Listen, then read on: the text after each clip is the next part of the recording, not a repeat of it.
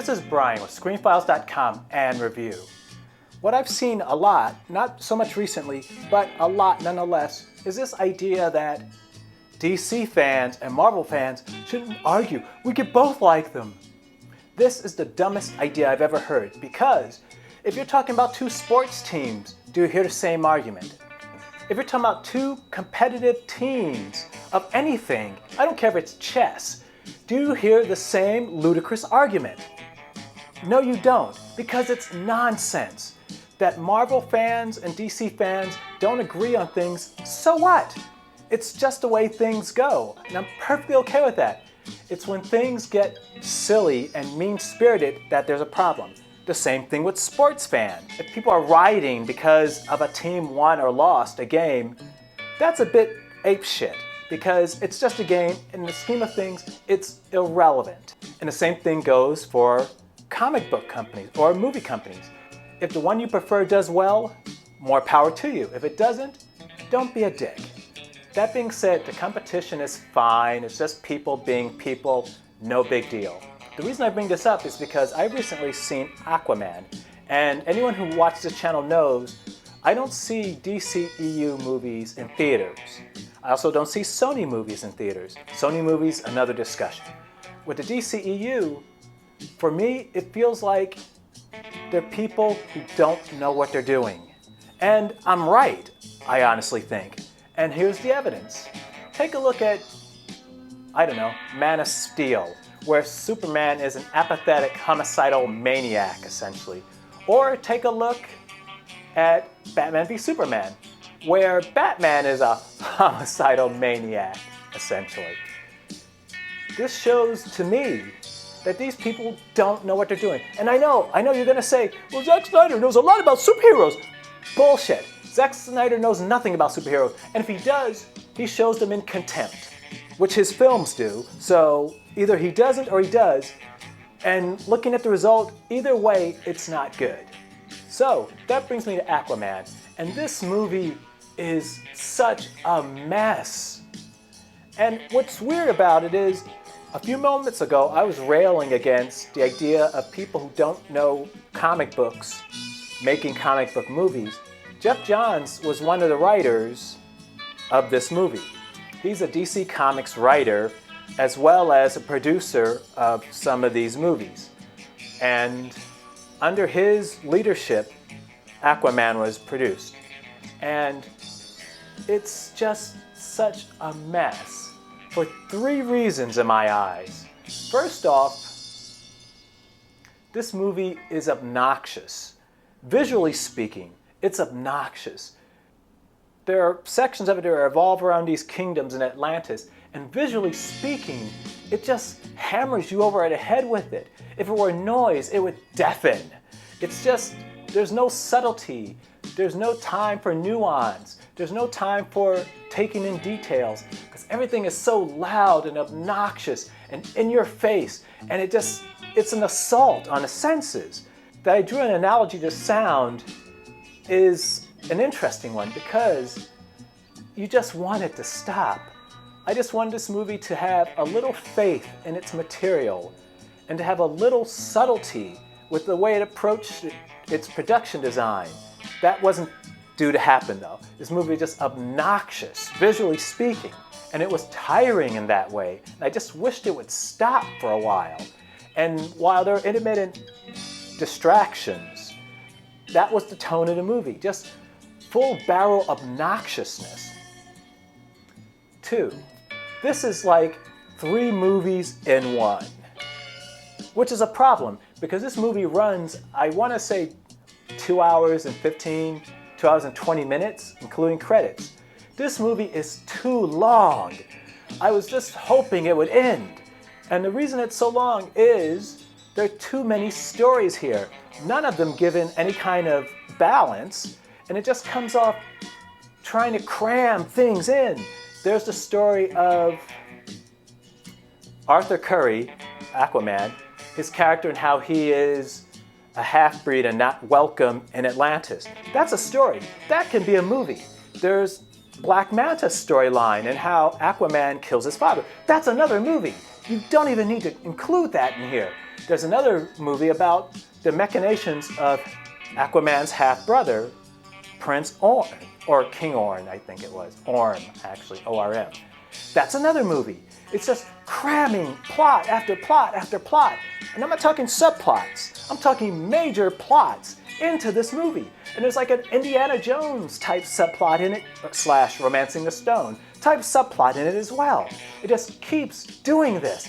And I wished it would stop because, as I said, you could have had one movie with each of those subplots and it would have been just fine. In fact, it would have been better. Why is that? Because A, it would have cost less money.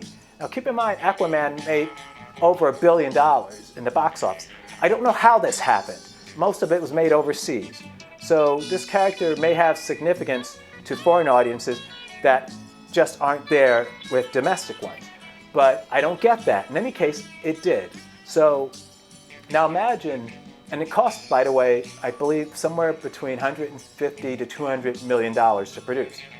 Imagine if, I don't know, it costs $100 million to produce. And you just had 3 distinct movies. This would have worked and it would have been a fitting way to tell this story. But instead they tried to compress everything into one movie and it was just exhausting to watch. Not only are you assaulted visually, you're assaulted in virtually every other way possible. Another thing, and number 3, it's that too much of this movie is let's do something because we can do it. Not let's do something because the plot requires it or it's the most efficient way to do things. There are numerous fight scenes in Aquaman. One in particular, though, is a fight between Queen Atalana, I think her name is, something to that effect, and some troopers of King Orm's. Now, the way this is shot is so ridiculous because the camera is moving around, it's rotating, and it's just so much activity. The people, not so much, but the camera is going insane. And I'm thinking to myself, oh my God, why don't they just stop? Put the camera on a freaking tripod or some kind of stationary platform and just film this. If you need another camera, put another camera in. But stop this swinging around and this bizarre photography serving no purpose than just to say, hey man, this is cool photography. It just was ridiculous. And there are other scenes like this. By the way, there's also a James Bond type feel to certain scenes of this. Ridiculous, and it doesn't need to be there. But back to the fighting. There's a scene where the camera pans over some people fighting, and I'm saying to myself, why did it just do that? Does seeing them fighting from overhead help you better understand what's happening in that scene? No, it doesn't, because it was relatively clear without that. Does it add value to that scene?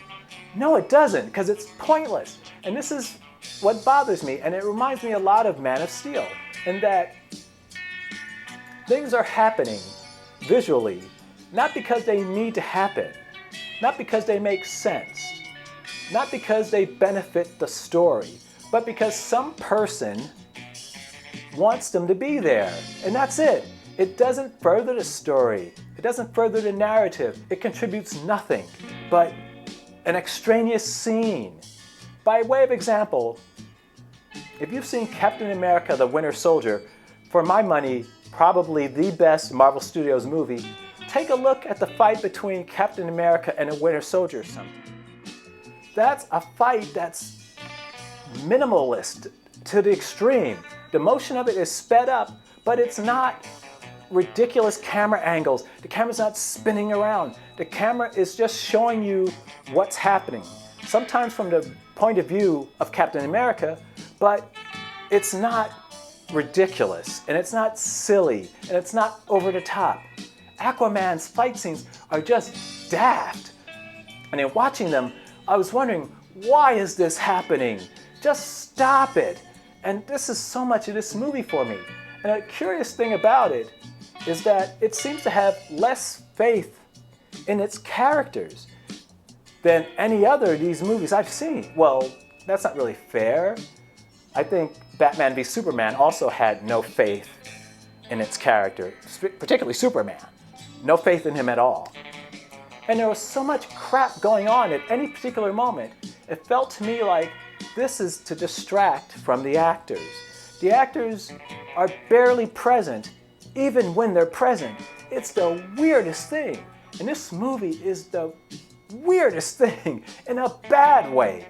I understand the DCEU, DC Cinematic Universe, Worlds of DC, whatever it's being called this week, has been undergoing quite a bit of course correction in terms of getting it to a place where people actually care. And this movie does not help. Based on this, my policy is still in effect, full effect, in that I will not see a DCEU movie in theaters. No way, no how. They don't know what they're doing. And this movie is such a bloated, visually pummeling exercise in filmmaking. I wish it didn't exist, to be totally honest with you. And it doesn't go to any extent to changing my mind about the lack of competence of people at Warner Brothers and DC Films.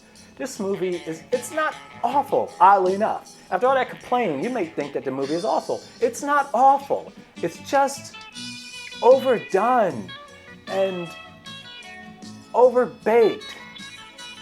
And you just want it to stop and slow down just a little bit and be consistent and maybe not have 3 and 4 stories in the same movie. Now keep in mind, some movies can do this well. The thing is, there are rules. Though if you can break the rules and have it work, more power to you. This movie broke some important rules as far as I'm concerned, and it's just a mess for it. This movie has been out a while already. It's out of theaters. It's on video. If you haven't seen it, I would check it out, because some people have described this movie as fun. And knock on wood, my wisdom teeth have grown in pretty well. But having them pulled would, in my mind, be about as much fun as watching Aquaman. Which is to say, not at all. This is Brian with ScreenFiles.com and Review. Peace.